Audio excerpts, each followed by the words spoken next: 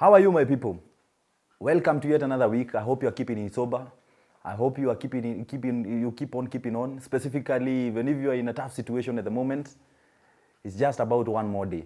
One more day, you're just this close to living the life you have always wanted. My name is Kamau. Welcome to yet another episode. Today, I just want to talk about 5 consistencies of people in recovery.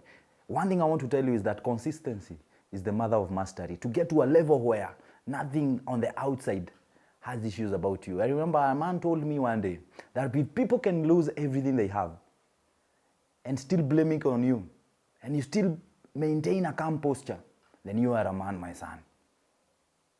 If you are able to operate in chaos, if you are able to be the person, no matter what is happening on the outside, you still maintain that decision that I'm not going to drink again, you're almost there, my brother, my sister.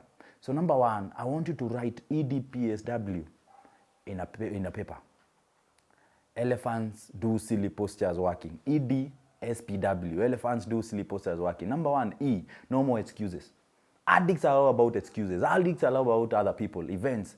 I was late because of traffic. I drank because it's on a Monday. You know, alcoholics have a reason to drink every single day. As a person in recovery, you have to maintain a belief that no matter what is happening, I will not drink. No matter what is happening on the outside, I will not excuse myself. You have to take something we call APR, which is absolute personal responsibility. That I have to take absolute personal responsibility of my life. Nobody will come out there to save me. You have to put in the work for you to recover. Number 2, I want D, no more distractions. If you really want to get there, make sure that you avoid distraction. Distraction in terms of, sticking with losers. There's something we call PPTs in recovery. People, places, and things. You have to avoid these things. They are distractions. The people you have been hanging around in the past. The places you have been going to. No more clubs and casinos thinking that you're going to watch football there. Or you're going to help yourself in the toilet there. No, there is nothing. Or things that used to make you drink. Stress, maybe overworking at your workplace. Watch out for those things. No more distractions. Find your own Menlo Park every morning. A place which is silence, which is still, and which has serenity in itself. Menlo Park is the Thomas Edison laboratory, where he used to go after for months and weeks, just to bring in the magical work. You know, legends focus on just one magical work and give it the best. Instead of focusing on 20 mediocre stuff, they just focus on one. Avoid all those distractions. In that way, if you find a still place every morning as an addict, where you can go study, it gets you to get to a level we call the transient hyperfrontality, which is the level where you are in the free flow state of mind, where you can get to your genius level, where you can perform the best in your industry. In an industry where there are competition and everything, so many things are changing each and every day. If you can find that place every morning where you can meditate, where you can think about the past, where you can think about how you're going to use your past and the pain that you have gone through as fuel to drive you and to drive you forward, you are going to go far, my son or daughter. Number 3, S. No more stagnation. Addicts are all about stagnation. We are all about stagnation. And even if we are not about stagnation, we are all about going down. Today I was arrested because of stealing people's items so that I can drink or gamble. I got released tomorrow. My family paid this and this. Your family have even been used to your calls. Anytime you call them, they know you are lying or you want money to go out there and drink. And you're going to find ways to maneuver your way to get the money, to manipulate them. How about you change that thing? The person who after two months of recovery, they are back at it. If you really want to be consistent, specifically in recovery, make that decision that I am not going to stagnate in this life again. There are so many songs, for those of us who listen to music, that sing about, I don't want to be in the same level. Again, year and year after year, I'm still in the same situation. I'm still doing the same thing. I am still in the same relationship that was toxic. I'm still in the same, you have to make that decision that I have to make things change. I have to bring in God who will help me by giving me energy and wisdom to change what needs to be changed. Actually, in our serenity prayer, we ask God to help us to change what can be changed by giving us strength to change what He can change. And the serenity to know that which cannot be changed. And the wisdom even to know the difference between the two. That is exactly the thing you need to know in your life. No more stagnation. Let us talk about P. No more past mentality. I always talk about this. Yesterday is only a dream. And if you can live well today, yesterday can only be a dream of happiness.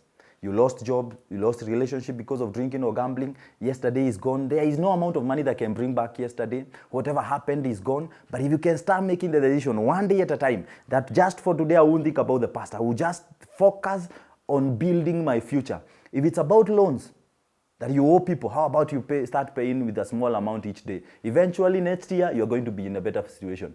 If you have never exercised and your body looks, it doesn't look at the right shape and you want to start exercising, you can start with 100 laps, but you can start with 1 or 2.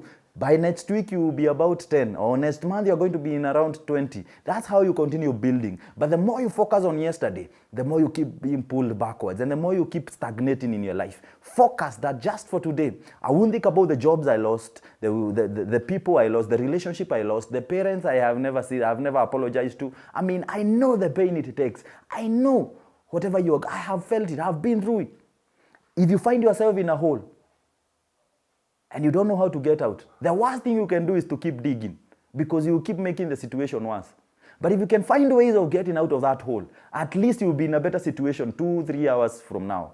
But if you keep thinking of how you're going to keep digging the hole, you will be even in a worse of situation. And the last thing I want to talk about is W. The W means no more week-to-week living. Week-to-week living, specifically for us addicts, we were used to week-to-week living.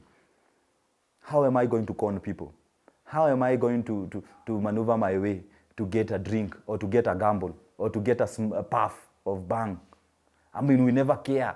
We burn bridges here and there. We break ties with people who would have helped us reach our destiny. We walk out there into companies and just walk out just messing up jobs which would have lifted us up. We never care about our families. We just think about the next drink. We just think about the next bet. One thing about legends, and one thing about people who really want to get far, is that they think about impacting generations. Is the decision I am making right now going to favor my kids or my grandkids? Most of the things we enjoy, it's because of people who are ready to fight. They were ready to die without even enjoying the freedom they were looking for. Nelson Mandela forced for 27 years in jail. And in a way, South Africa enjoys whatever they enjoy right now because of him. Martin Luther King. And that long walk to freedom, he knew one thing. All he wanted is to make sure that everybody is seen as equal, black or white. Just because of him, a few years later, many years later, we did have a black president. Just because of one person who never just thought about week-to-week living. The YOLO mentality that I only live once. That is not the mentality you need to have as an addict, as a person in recovery. Remember, you used to have that mentality. The mentality of what am I going to do? Who am I going to con? Without thinking about the future. Think about impacting generation. What legacy, how effective are you going to be in such a way that your children and your grandkids will be able to live well in this life? Remember, it's not what we live for our children. It's not what we live for our generation. It's what we live in them. My grandfather may not have left me a lot in terms of land or all that, material things. But the lessons he gave me, hard work, believing in God, dedication, discipline, that indefatigable spirit, that no matter what happens in my life, I will keep on keeping on. That is the spirit I want you to leave to your kids and your grandkids. You can leave them millions, but if they don't have the skill and the will to maintain that wealth, eventually they are going to lose it. Gambling is another form of week-to-week living. Remember, like I always say, it's not the success or the money that you get. It's what you become in the process of being a successful person that matters. The character you get through the journey. The connections you get through the journey. And all this is what is going to help you to be able to be a person who is going to impact generations. I remember as I was growing up, there were mama bogas who sell cabbages. There were people who were used to go into mejengos. There are people who used to operate in motorbikes. But they have impacted the generations in a big way. My mom used to sell milk, and she introduced so many people into selling milk. And they were able to sell milk and feed their families. Why should I celebrate people I don't know? And my mom used to impact generations by doing that. Wherever you are, no matter the job you are doing, you can use it to impact generations. From today onwards, quit playing too low. You are playing with the pigeons and you are an eagle. Start riding far. It's not what is, outside you that matters. It's what is in you. And like I always say, it's not the size of the fight it's not the size of the lion in the fight that matters. It's what is in the lion that matters. As I conclude, I want to talk to you about Michelangelo, the man from Italy, a great painter. One day the people in Italy, Florence, talked to him and they told him to bring in a very beautiful painting in Florence.